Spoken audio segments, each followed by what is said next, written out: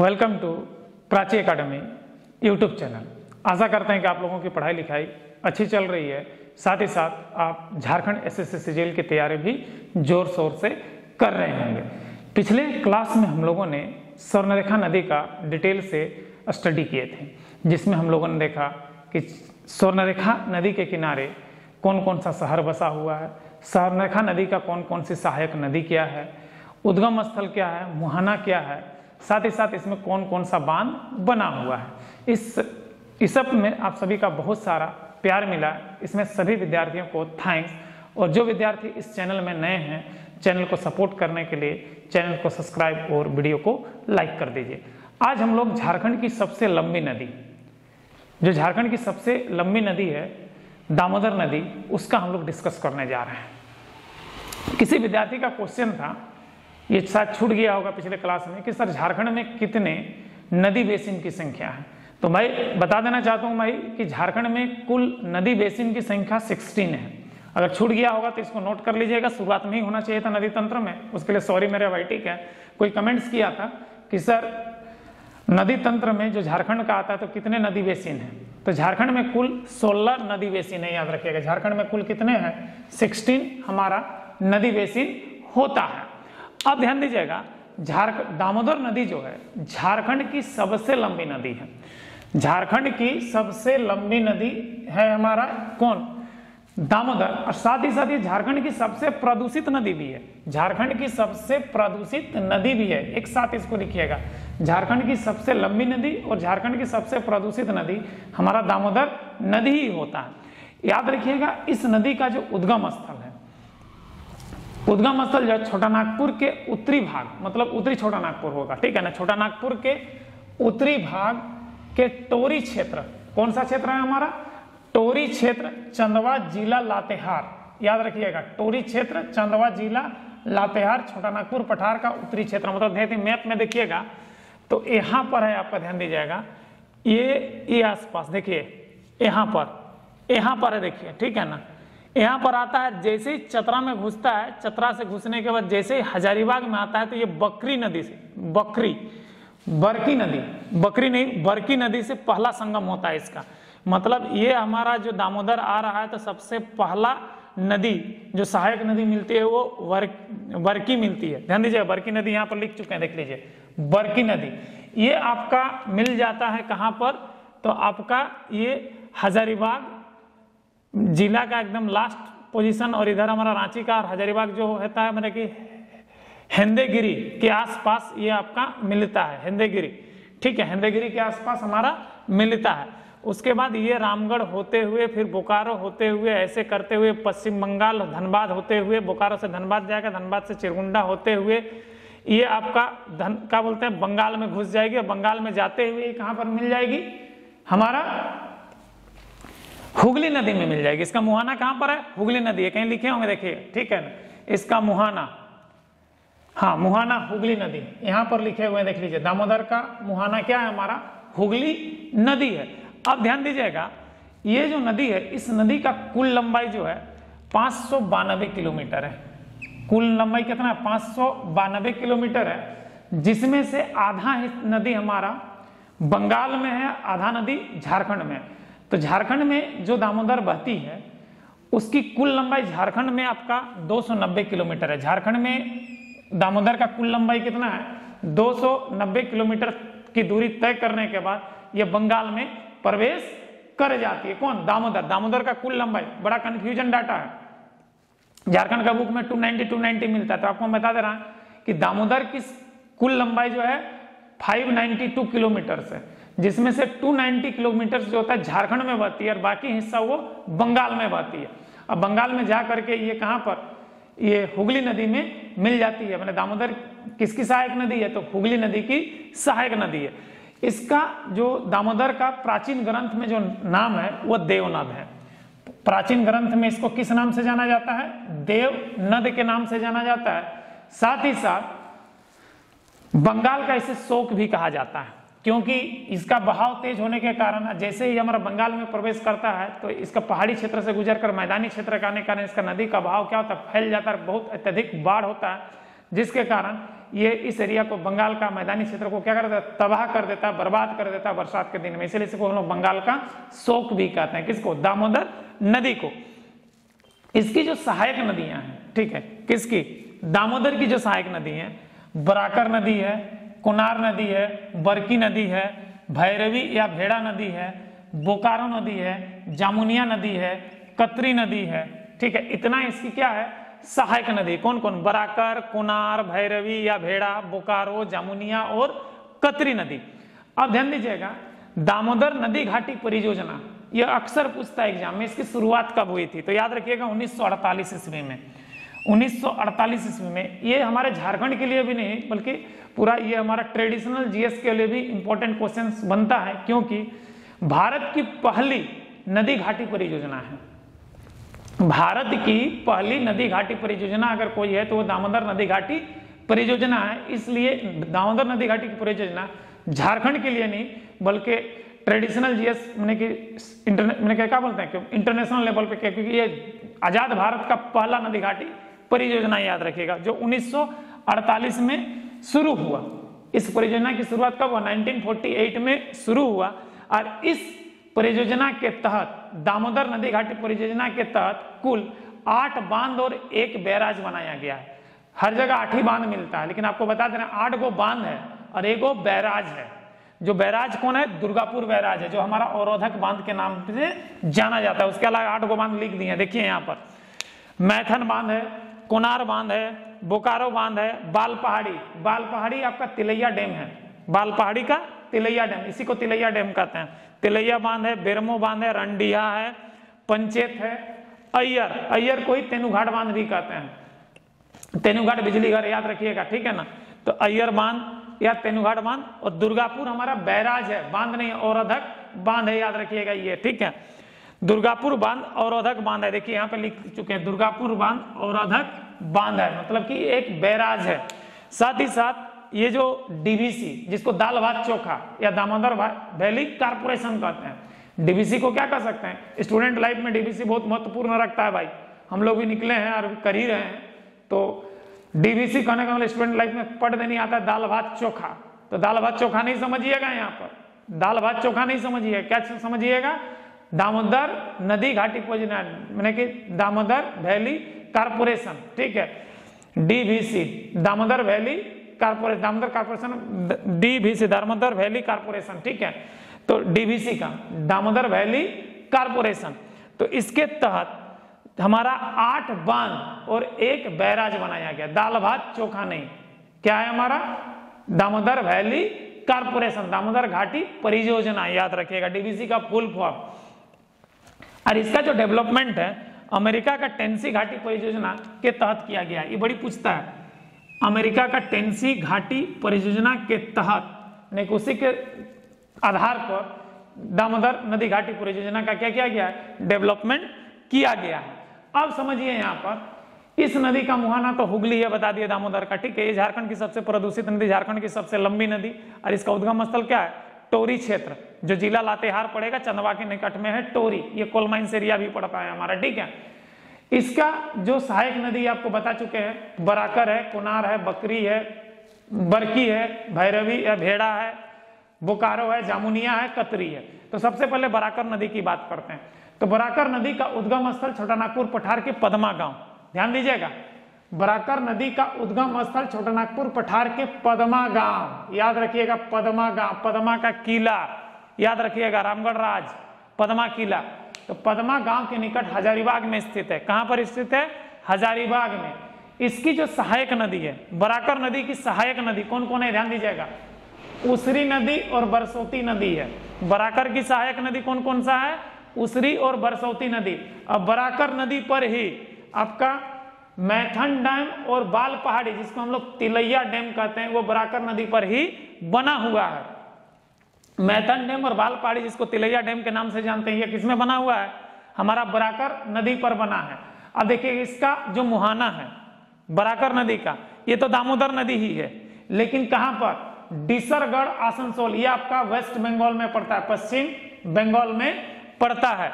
तो पश्चिम बंगाल में जाकर के बराकर नदी जो है, ठीक है, आपका मिल जाती है दामोदर से। और यही बराकर नदी है जहां पर काला पत्थर मूवी का शूटिंग हुआ था अमिताभ बच्चन का, ठीक है। काला पत्थर मूवी तो देखे ही होंगे। और क्या कि कुमारडुबी के पास इसका एक बहुत बड़ा घटना हुआ था बराकर नदी में, ठीक है। इसीलिए इस घटना को अगर जानना है तो एक बार काला पत्थर मूवी देख लीजिएगा अमिताभ बच्चन का, बड़ा ही जबरदस्त मूवी है मेरे भाई, ठीक है। इसके बाद अगली जो सहायक नदी होती है दामोदर की, वो हमारा कोनार नदी होता है। इसका उद्गम स्थल ध्यान दीजिएगा, कोनार नदी का उद्गम स्थल छोटानागपुर पठार के सुल्ताना गांव, जिला हजारीबाग पड़ेगा। कोनार नदी का उद्गम स्थल छोटानागपुर पठार का सुल्ताना गांव, जिला पड़ेगा हजारीबाग। और इसी कोनार नदी में हमारा कोनार डैम है। कोनार नदी में क्या हमारा कोनार डैम है। और इसका जो मुहाना होता है कोनार नदी का, गिरिडीह बाजार बोकारो, गिरिडीह बाजार के नाम का एक जगह है, जिला पड़ेगा बोकारो, नदी है हमारा दामोदर नदी, याद रखिएगा यहाँ पर। और याद रखिएगा कोनार नदी की जो सहायक नदी होती है, कोनार नदी की जो सहायक नदी होती है वो हमारा सिवानी और बोकारो नदी है। सिवानी और बोकारो नदी हमारा कोनार नदी का सहायक नदी है। मतलब कि जो बोकारो नदी है डायरेक्ट दामोदर पे नहीं गिरती है, दामोदर से गिरने से पहले कुछ दूर कोनार के साथ बहती है, उसके बाद जाकर के दामोदर पे गिरती है। ज्यादा दूरी नहीं बहती लेकिन कुछ दूर ही, हाफ किलोमीटर 1 किलोमीटर के आसपास बहती है, उसके बाद जाकर के दामोदर में गिरती है। इसीलिए बोकारो नदी को गिना जाता है दामोदर का सहायक नदी में। 1 से 1.5 किलोमीटर का डिस्टेंस है, उसके बाद जाकर के ये दामोदर नदी में गिर जाती है। इसके बाद भैरवी नदी आता है इसी कोनार बांध पे, ध्यान दीजिएगा कोनार बांध जो कोनार डैम कोनार नदी पे बना है, यहीं पर बोकारो ताप विद्युत केंद्र मैंने बोकारो थर्मल पावर स्टेशन जो है हमारा इसी कोनार डैम पर स्थित है। उसके बाद भैरवी नदी, भैरवी नदी जो है का उद्गम स्थल जो है सिकदरी डैम है, सिकदरी डैम है भैरवी नदी का उद्गम स्थल। और ध्यान दीजिएगा इसका जो मुहाना होता है दामोदर नदी ही होता है। और जहां पर रजरप्पा सिद्धपीठ जिसको मां छिन्नमस्तिका का मंदिर है, मां छिन्नमस्तिका का जहां मंदिर है उसी जगह पर इसका क्या होता है मुहाना होता है, दामोदर नदी में जाकर के मिल जाता है रजरप्पा सिद्धपीठ, याद रखिएगा ये हमारा 92वां सिद्धपीठ में गिनती आता है, ठीक है ना। रजरप्पा सिद्धपीठ की बात हम कर रहे हैं, ठीक है। ये भी एक हमारा सिद्धपीठ है, तंत्र क्रिया यहाँ पर की जाती है, साथ ही साथ मां छिन्नमस्तिके का पूजा किया जाता है। उसके बाद आता है बोकारो नदी। बोकारो नदी जो है इसका उद्गम स्थल हजारीबाग के दक्षिण में, ध्यान दीजिएगा बोकारो नदी का उद्गम स्थल हजारीबाग जिला के दक्षिण में जिलिंगा और लांगू पर्वत, ध्यान दीजिएगा जिलिंगा और लांगू पर्वत, ये नाम तो ध्यान रखिएगा, जिलिंगा और लांगू पहाड़ी के बीच में होता है किसका बोकारो नदी का उद्गम स्थल। और ये दामोदर से गिरने में, दामोदर नदी में गिरने से पहले कुछ देर ये कोनार नदी के साथ बहती है, अभी कुछ देर पहले बताए। इसके बाद अगला जो सहायक नदी होती है वो आपका जामुनिया नदी होती है। जामुनिया नदी का जो उद्गम स्थल है जड़मुनी बिशुनगढ़, हजारीबाग का एक प्रखंड है बिशुनगढ़ प्रखंड, ठीक है। यहाँ पर हजारीबाग जिला में पड़ता है। मुहाना कहाँ है लोहा पिट्टी, धनबाद के सामने लोहा पिट्टी एक गांव है, उसी जगह पर जाकर ये जो जामुनिया नदी है लोहा पट्टी के सामने जाकर दामोदर में गिरती है। और उद्गम स्थल का जड़मुनी बिशुनगढ़, जामुनिया नदी का उद्गम स्थल क्या है जड़मुनी बिशुनगढ़। और यहीं पर हमारा कोनार जल परियोजना जो है हमारा जो बनासों में पड़ता है, जो एक बहुउद्देशीय परियोजना है, याद रखिएगा जड़मुनी परी यही पर बनासों में पड़ता है। कोनार बहुउद्देशीय जल परियोजना सिंचाई के लिए बनाया गया है। उसके बाद अगला जो सहायक नदी होती है कतरी नदी होती है। अगली सहायक नदी कौन सी है हमारी दामोदर की कतरी नदी है। कतरी नदी पारसनाथ के पादप प्रदेश, मतलब कि जो नीचे पाट प्रदेश नीचे हिस्सा आता है वहां से निकलता है और निकल करके चिरकुंडा, चिरकुंडा धनबाद में ही है, ठीक है ना, चिरकुंडा के पास दामोदर नदी में जाकर के मिल जाती है, ठीक है। और मैथन और बालपहाड़ी डैम के बारे में तो आपको बता चुके हैं। तो ये था मेरे भाई दामोदर नदी के बारे में डिटेल जानकारी। और जो भी बैराज या डैम का है इसको हम परियोजना में आपको डिटेल से बताएंगे। एक बार फिर से रिवाइज कर देते हैं। झारखंड में कुल नदी बेसिन की संख्या कितनी है 16 है, क्योंकि कोई लड़का का कमेंट था कि सर झारखंड में नदी बेसिन की संख्या कितनी है, तो मैं बता देना चाह रहा हूं झारखंड में कुल नदी बेसिन की संख्या कितनी है हमारी 16 है, याद रखिएगा। और दामोदर नदी जो होती है झारखंड की सबसे लंबी नदी और सबसे प्रदूषित नदी है। झारखंड की सबसे लंबी नदी और सबसे प्रदूषित नदी है कौन दामोदर नदी। ठीक है, याद रखिएगा झारखंड की सबसे लंबी नदी और सबसे प्रदूषित नदी यहाँ पर है। देखिए सबसे प्रदूषित नदी, सबसे प्रदूषित नदी हमारा कौन है? दामोदर है। किसका? कहाँ का? झारखंड का। इसका जो उद्गम स्थल है किसका? दामोदर नदी का। कहां पर है? टोरी क्षेत्र, चंदवा के बगल में पड़ता है टोरी क्षेत्र, छोटा नागपुर पठार का। जिला कौन सा है? लातेहार। मुहाना कहाँ है? हुगली नदी। कहां पे गिरती है? हुगली नदी पे जाकर मिलती है। तो हमारा दामोदर किसकी सहायक होगी? हुगली नदी का। मतलब बे ऑफ बंगाल में गिरने से पहले ये किससे मिलती है? हुगली नदी से मिलती है। हुगली नदी इसको ले जाकर के बंगाल की खाड़ी में मिला देता है। इसकी जो कुल लंबाई है 592 किलोमीटर है। इसमें बड़ा कंफ्यूजन है डेटा झारखंड का जीएस में, ठीक है। इसकी कुल लंबाई जो है 592 किलोमीटर से, जिसमें से 290 किलोमीटर झारखंड में और बाकी हिस्सा पश्चिम बंगाल में बहती है, ठीक है। तो झारखंड का हिस्सा तो दिया हुआ है 290 किलोमीटर, ठीक है।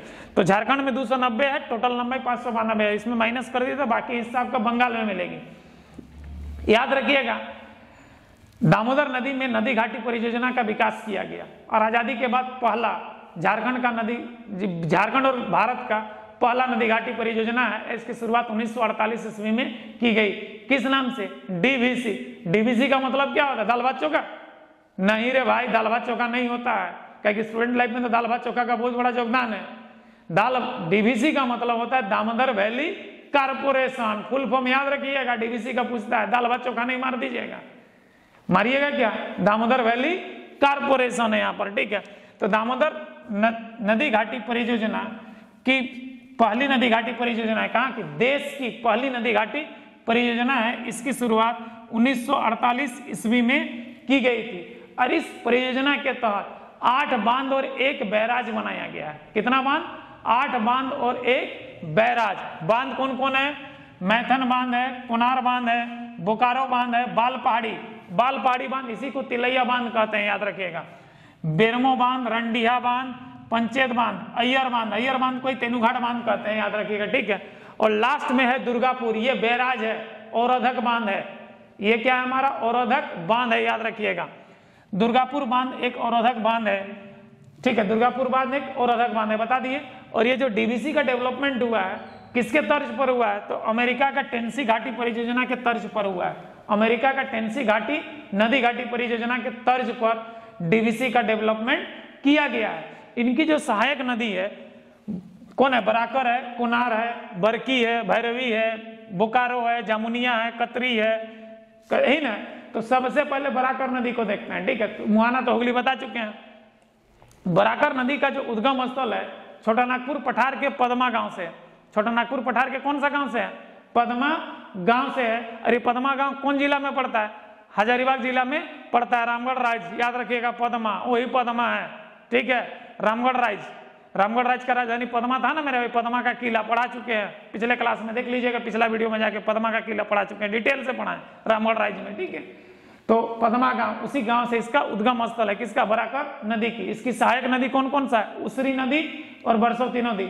उसरी नदी में उसरी जलप्रपात है, याद रखिएगा, पढ़ाएंगे आगे जलप्रपात में, ठीक है। उसके बाद इसका जो मुहाना है किसका? बराकर नदी का। बराकर नदी का मुहाना डिसरगढ़ है। कहाँ पे है? डिसरगढ़। ये आसनसोल में पड़ता है। आसनसोल कहाँ पे पड़ता है? वेस्ट बंगाल में पड़ता है। मतलब ये जाके दामोदर में ही गिरती है। बराकर नदी दामोदर के में गिरती है, लेकिन झारखंड में नहीं मिलती है। मिलती कहाँ जाकर? पश्चिम बंगाल में मिलती है, दामोदर में जाकर के, ठीक है। अब ध्यान दीजिएगा, उसके बाद इसी बराकर नदी में मैथन डैम और बाल पहाड़ी डैम बना हुआ है। बाल पहाड़ी मतलब तिलैया डैम बना हुआ है, जो बराकर नदी पर है, ठीक है। उसके बाद कोनार नदी आता है। कोनार नदी जो है ये हमारा, इसका जो उद्गम स्थल है छोटा नागपुर पठार के सुल्ताना गांव, याद रखिएगा, सुल्ताना गांव। ये गांव हजारीबाग जिला में पड़ता है। ये गांव क्या है? हजारीबाग जिला में पड़ता है। इसका कोनार नदी का उद्गम स्थल है। और मुहाना जो है गिरिडीह बाजार जगह का नाम है, ये बोकारो जिला में पड़ता है। किस नदी में मिलता है? दामोदर नदी में मिलता है, याद रखिएगा। इसकी सहायक नदी किसकी? कोनार की सहायक नदी।